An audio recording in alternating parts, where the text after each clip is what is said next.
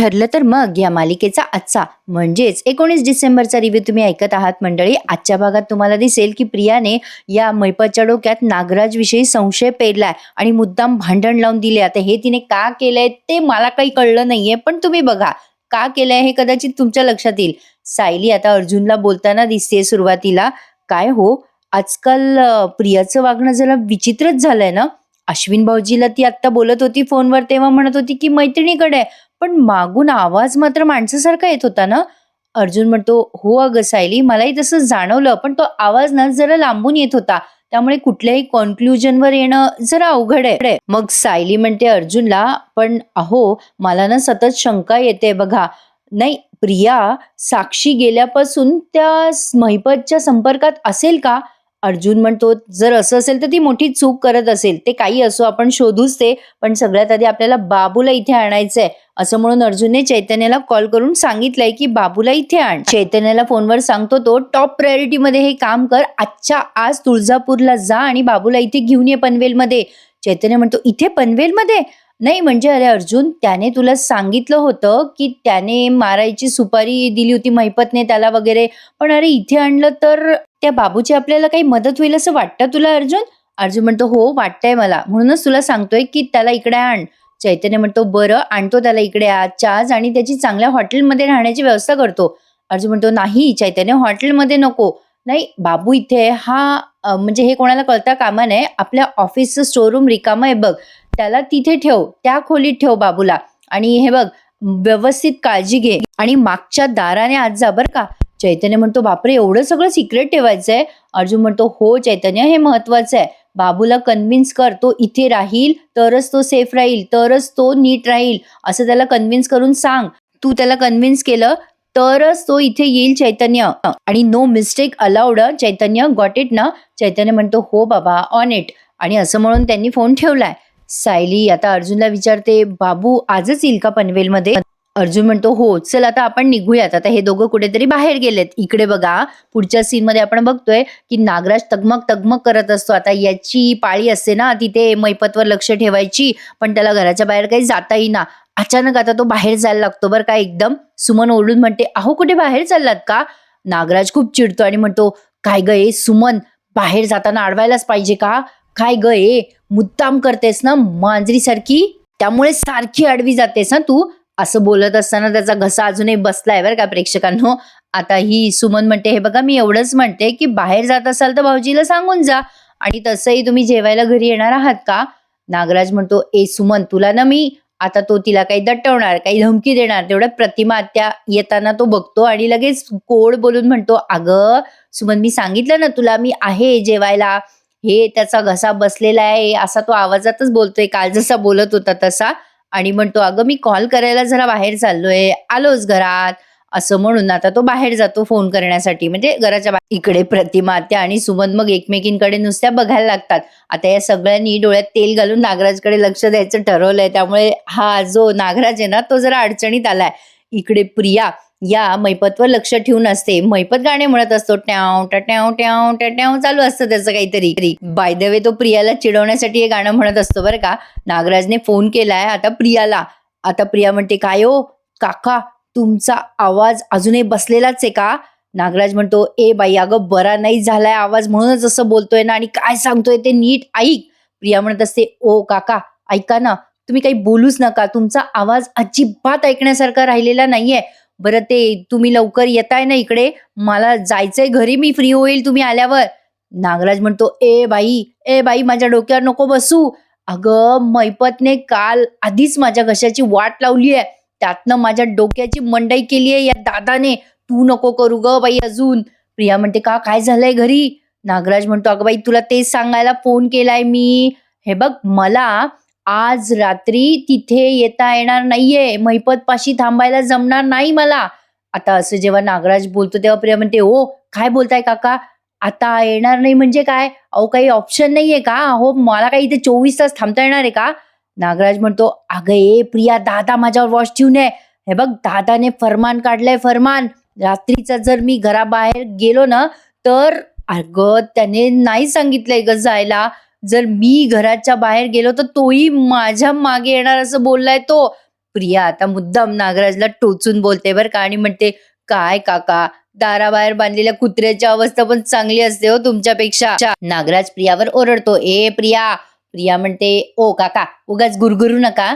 हे बघा, तुम्हाला इकडे यावं लागेल हां. तुम्ही घरी थांबू नका, इकडे या." नागराज म्हणतो, "ए काय प्रिया, येतो मी तिकडे हां, येतो. नाही, मी जर दादाचं ऐकलं नाही, तर दादा पण येईल माझ्या मागे-मागे तिकडे. मग दादाची आणि मैपतची ओळख करून देतो आणि सांगतो दादाला, मैपत शिकरे माझ्याकडेच आहे." नाही म्हणजे आपल्या सगळ्यांचा पडदाच फाश करून टाकतो ना एकदाचा.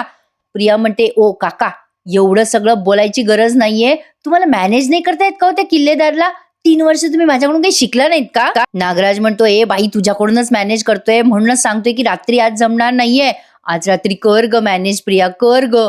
प्रिया म्हणते, "ठीक आहे, म्हणजे तुम्ही तिथेच थांबणार ना? मी काय करायचं? मी माझ्या नवऱ्याला मस्का मारत राहायचं का? अहो 24 तास मी इथे थांबणार आहे का या मैपत सोबत पहारा देत? नाही, एक काम करा काका, तुम्ही तंगड्या पसरा आणि टीव्ही पाहत बसा."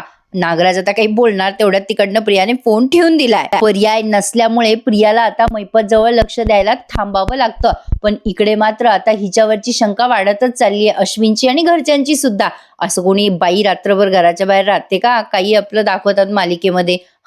असो, आता बघा नागराज काही बोलेल. आता प्रियाने ना फोन ठेवून दिलाय बरं का नागराजचा. मैपत तिला अजूनही चिडवतो मुद्दाम आणि म्हणतो, "उगवली चांदणी जणू ही उन्हात डॅव डॅव डॅव डॅव." "काय बबली मॅडम, काय म्हणता मग? आज तुमच्यावर पळी आहे वाटतं आमच्यावर लक्ष ठेवायची." "अय बबले, झोपू नको बरं. तुझा जर डोळा लागला तर कचकन तुझा गळा कापीन बरं मी." प्रिया आता वैतागून म्हणते, "ओ काय हो, तुम्ही सतत सतत तेच तेच का बोलतात हो मला? तुम्हाला विश्वास नाही बसत का अजून? नाही, मी तुमच्या टीम मध्ये म्हणून." मैपत म्हणतो, "माझा कोणावरच विश्वास नाहीये. तुझ्या टीम मध्ये फक्त 3च माणसं आहे बरं. कोण सांग मला?" आता प्रिया म्हणते, "कोण 3 माणसं आहेत?" मैपत म्हणतो, "प्रिया मधुकर, तन्वी किल्लेदार सुभेदार आणि बबली लोखंडे. हे फक्त 3च लोक तुझ्या आयुष्यात आहे. अगं 4थ्या माणसाला तू यूज देऊ शकत नाही तुझ्या आयुष्यात." आता लगेच प्रिया म्हणते, "ओ अण्णा सर, मी काही एवढी स्वार्थी नाही हं. एक वेळेला तो नागराज पलटी खाऊ शकतो पण मी नाही." मैपत म्हणतो, "तुमच्या दोघांची पण ना सापाची जात आहे. चावणं हाच तुमचा धर्म आहे. नाही, मी पण मैपत शिकरे आहे बरं का. 113% तुमचं विष मी काढणारच आणि 113% तुमचे फणे पण मीच चेचणार." प्रिया आता उगा टाइमपास करते बरं का आणि म्हणते कशी, "ओ अण्णा सर, मी जर तुम्हाला हे पटवून दिलं की मी तुमची मदत करते तर?" अण्णा आता हसायला लागतो आणि म्हणतो, "तू आणि मदत करते? बबली बबली माझी मदत करते म्हणे." असं म्हणून मैपत हसत असतो स्वतःशीच. प्रिया आता हळूच अशी मैपत जवळ येऊन बसते बरं का आणि मैपतला आता एकच पुंगी सोडते. साक्षी जिवंत आहे म्हणजे मुद्दाम त्याच्या डोक्यात हिने तो किडा घातलाय. मुद्दाम हिने काय केलंय प्रेक्षकांनो, मला तर काही लॉजिक कळलं नाही या गोष्टीच्या मागे, पण तिने नागराज आणि मैपत मध्ये भांडणं लावून द्यायचा प्रयत्न केलाय. आता हे तिने का केलंय हे थोडं कळत नाहीये. ते तुम्हाला लक्षात आलं तर मला एक्सप्लेन करून सांगा. इकडे आता पुढच्या सीन मध्ये आपण बघतोय या कल्पनाताई आणि सायलीबाईचं थोडं डिस्कशन ऐकवलं. कल्पनाताई म्हणतात, "बाई कोशिंबीर छान झाली होती ग बिटाची सायली, पण काय ग, अगं अश्विन अजून घरी नाही आला ग आणि तन्वीचा पण नेहमीप्रमाणे पत्ताच नाहीये." सायली म्हणते, "आई मी बनवते काहीतरी अश्विन भाऊजीसाठी खायला." कल्पनाताई म्हणतात, "बरं ग बाई." तेवढ्यात आता अश्विन वैतागून प्रियाशी बोलत असतो फोनवर आणि म्हणत असतो, "काय ग तन्वी, अगं सकाळपासून गेलीये मैत्रिणीकडे, अजून तुझा घरी यायचा पत्ता नाहीये. आता म्हणतेस की रात्रभर थांबणार तिथे." आता सायली आणि कल्पनाताई अश्विनचं बोलणं ऐकताय. अश्विन म्हणत असतो प्रियाला, "ए तन्वी, कसलं सेलिब्रेशन चालू आहे तुझ्या मैत्रिणीकडे? सांग बरं, कसलं सेलिब्रेशन चालू आहे?" आता तिकडनं प्रिया बोलताना काही ऐकवली नाहीये, फक्त अश्विन इकडनं बोलत असतो, "काय पोस्ट ग्रॅज्युएशनचं सेलिब्रेशन? कोण आहे तुझ्यासोबत? श्रुती? आणखीन कोण आहे सांग बरं? रेवती? बरं ठीक आहे, ठीक आहे, हरकत नाहीये. तू काळजी घे हं स्वतःची आणि सकाळी लवकर घरी ये." सायली आता विचार करते, श्रुती आणि रेवती ही नावं तर मी कधीच ऐकली नाहीये. कोण आहेत या मैत्रिणी? प्रिया पार्टीचं कारण सांगून दुसरीकडे गेली की काय? अश्विन फोन ठेवून तिथून जात असतो तेव्हा सायली त्याला थांबवत म्हणते, "थांबा अश्विन भाऊजी." आता सायलीने मुद्दाम हा विषय काढलाय. सायली म्हणते, "काय हो अश्विन भाऊजी, प्रिया कुठे गेलीये नक्की आणि अशी कशी परवानगी दिली तुम्ही रात्रभर तिला घराबाहेर राहण्याची?" अश्विन उद्धट सारखा बोलतो, "तुला काय करायचंय ग सायली? तसंही तन्वी या घराची कोणी लागत नाही हे तू वारंवार सांगितलंस की." कल्पनाताई चिडून म्हणतात, "ए अश्विन, तन्वीने हे सगळं ना तिच्या वागणुकीमुळे ओढवून घेतलंय. सायली म्हणते, अश्विन भाऊजी, प्रिया कशीही वागली तरी ती मुलगी आणि तिची काळजी वाटणारच. पण अश्विनला ते कसं काय पटेल? सायली म्हणते, तुम्ही शहानिशा करायला हवी भाऊजी, कुठे गेलीये, कोणाकडे आहे? अश्विन म्हणतो, काय करायचं, तिच्यावर संशय घ्यायचा, वॉच ठेवायचं तिच्यावर. मला हे असं आवडत नाही आणि चालतही नाही. नाही, तुम्हाला तर तन्वी नेहमी गुन्हेगारच वाटते, म्हणून तुम्ही असले घाणेरडे विचार करता तिच्याबद्दल. प्रतापराव आणि अर्जुन आलेत बरं का मागून. अश्विनचं उद्धटसारखं बोलणं प्रतापरावांना सहन होत नाही. ते म्हणतात, अश्विन, तोंड सांभाळून बोल. खरं तर इतक्या रात्री अख्खं कुटुंब घरात असायला हवं, पण तुझी बायको कुठे आहे? अश्विन म्हणतो, वाटेल तिथे असेल, तुम्हाला काय करायचंय? नाही, तसंही तन्वी कुठे या कुटुंबाचा भाग आहे ना. आणि तन्वी तुम्हाला तेव्हाच आठवते जेव्हा तुम्हाला तिच्या चुका काढायच्या असतात. आता अश्विनला वयाचाही काहीही भान राहिलेलं नाहीये. आता मात्र अर्जुन चिडतो आणि म्हणतो, अभ्यास कर रे अश्विन, काय चाललंय तुझं? हे बघ अश्विन, आम्हाला माहितीये तुझी बायको किती खोटं बोलते ते. आम्हाला हेही कळतंय की आताही तुझ्याशी ती खोटं बोलून घराच्या बाहेर राहते. पण अश्विन अर्जुनचं काहीही ऐकून न घेता म्हणतो, तुम्हाला हवं ते बोला, मला काही फरक पडत नाहीये. पण मला चांगलं माहितीये की माझी बायको तन्वी कधीच माझ्याशी खोटं बोलत नाहीये. मी तिला कुठलीही गोष्ट करण्यापासून अडवणार नाहीये. तुम्हाला जे वाटायचे ते वाटून घ्यायला तुम्ही फ्री आहात. आणि तसंही मला वाटतं की तुम्हीही कुणीही या गोष्टीमध्ये न पडलेलं बरं.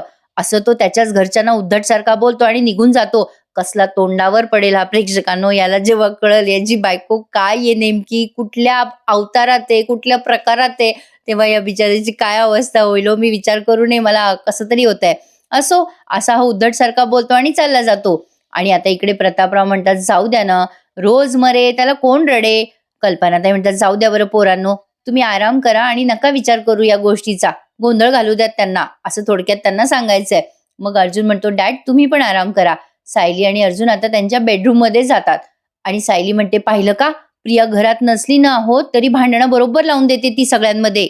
अर्जुन म्हणतो, ते तर आहेच, आणि अश्विनला काही इतक्यात अक्कल येईल असं दिसत नाहीये.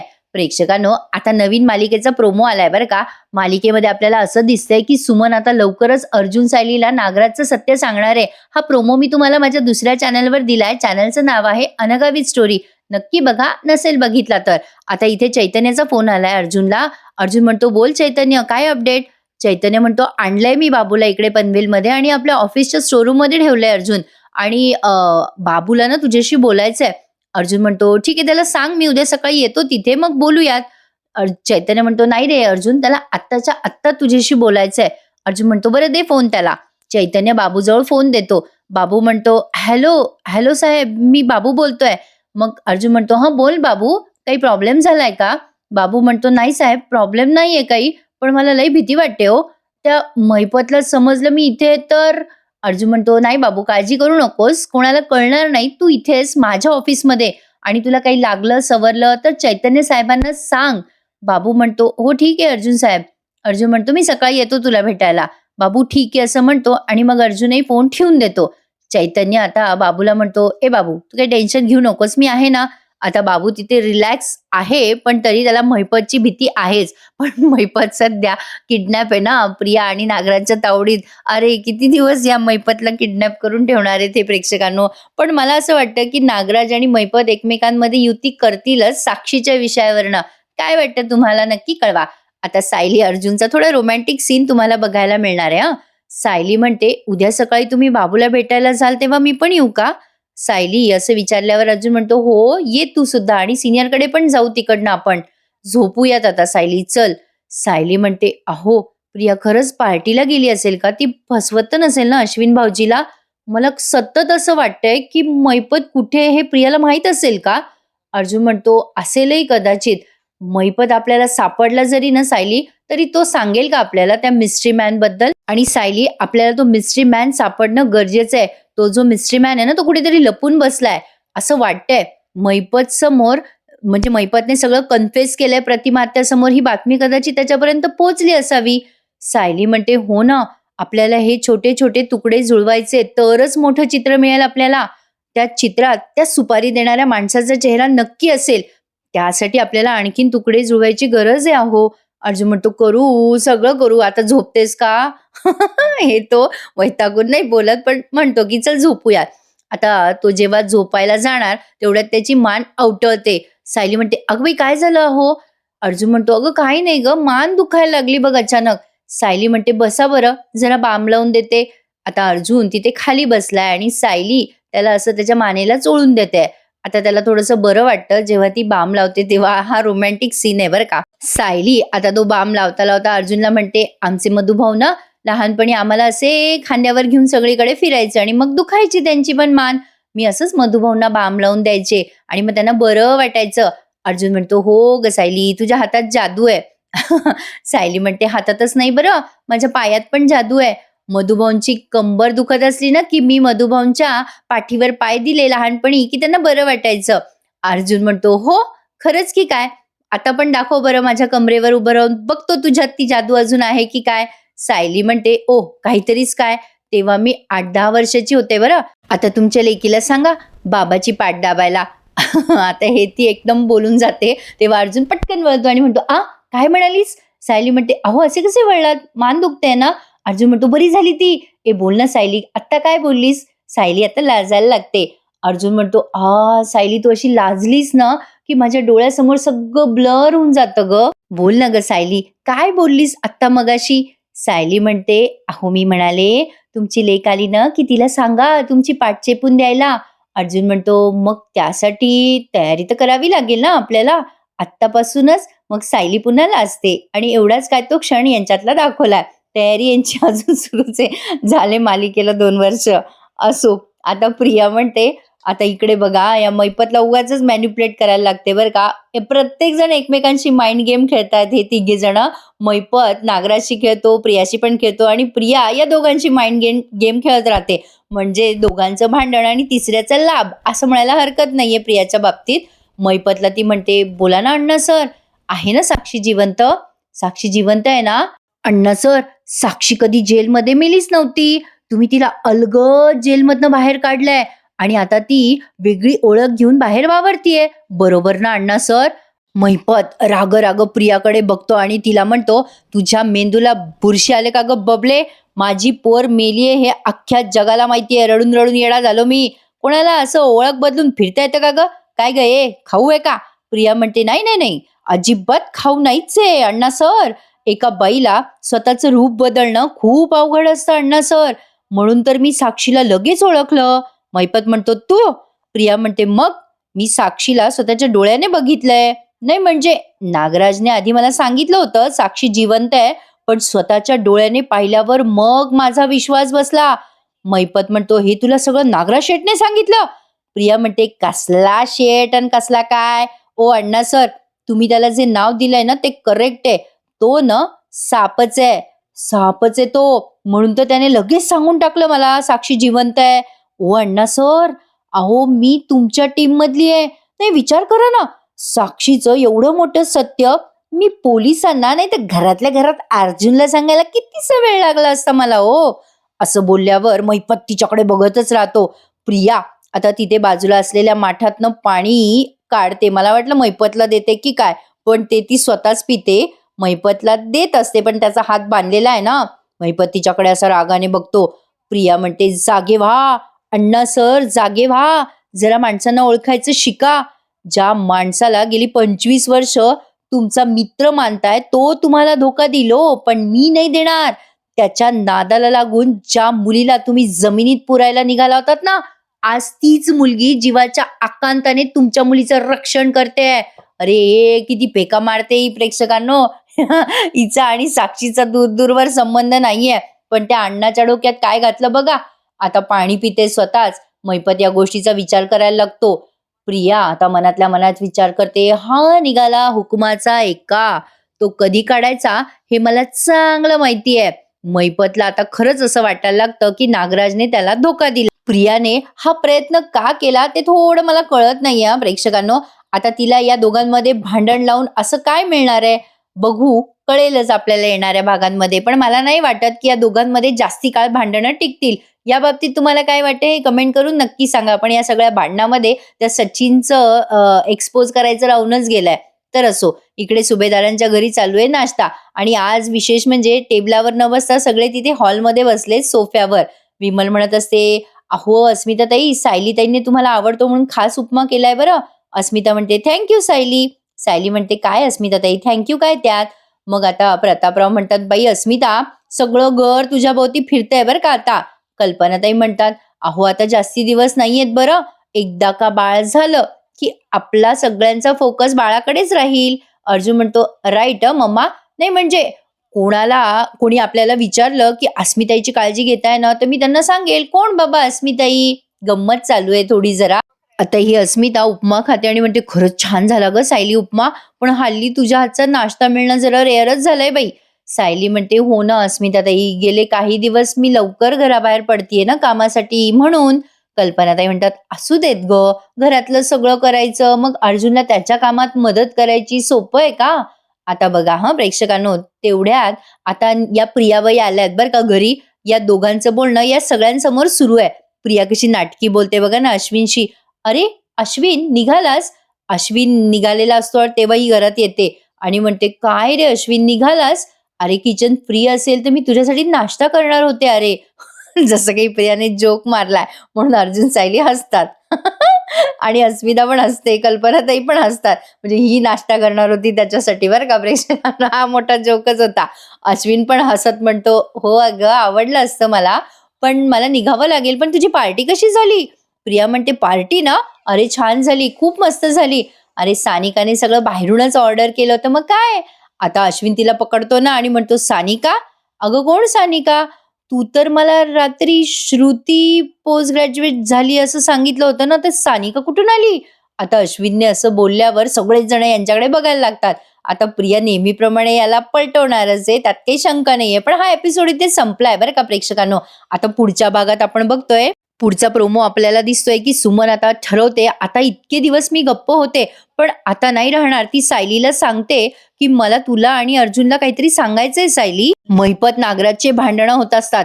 नागराज म्हणत असतो, "महिपत, तुझा जर इथे गेम केला ना मी, तर माझं रहस्य तुझ्यासोबत दाबलं जाईल. नशीब समज, तुला मारलं नाहीये मी." आता या दोघांची युती होईल का हे येणाऱ्या भागात आपल्याला कळेलच. आणि सुमन तिचं म्हणजे नागराजचं सिक्रेट अर्जुन सायलीपर्यंत पोहोचवू शकेल का ते बघूया. सुमनला अचानक ही उपरती का झाली सायली अर्जुनला सांगायची ही आपल्याला येणाऱ्या भागांमध्ये कळेलच. आणि आता या प्रियाने जो संशयाचा भुंगा महिपतच्या डोक्यात घातलाय तो क्लिअर होईल का? म्हणजे नागराजचं आणि महिपतचं भांडण मिटेल का हे आपल्याला कळेलच प्रेक्षकांनो. बरेच सिक्रेट हळूहळू ओपन करतायत ते. एपिसोड जरी नॉर्मल वाटत असले तरी सांगण्याचे एफर्ट आहेत. तुम्हाला शब्दशः रिव्ह्यू सांगायचा प्रयत्न करते. माझे एफर्ट आवडल्यास लाईक करायला विसरू नका आणि प्लीज प्लीज चॅनलला सबस्क्राईब करा. आणि आपलं दुसऱ्या चॅनलवरचं लग्नानंतरचं रिव्ह्यू ऐका. ते रिव्ह्यू पण सध्या इंटरेस्टिंग चालू आहेत बरं का. बघूयात आपल्या या मालिकेत पुढे काय घडणार आहे मंडळी. भेटूयात उद्या पुन्हा एकदा. तोपर्यंत टेक केअर.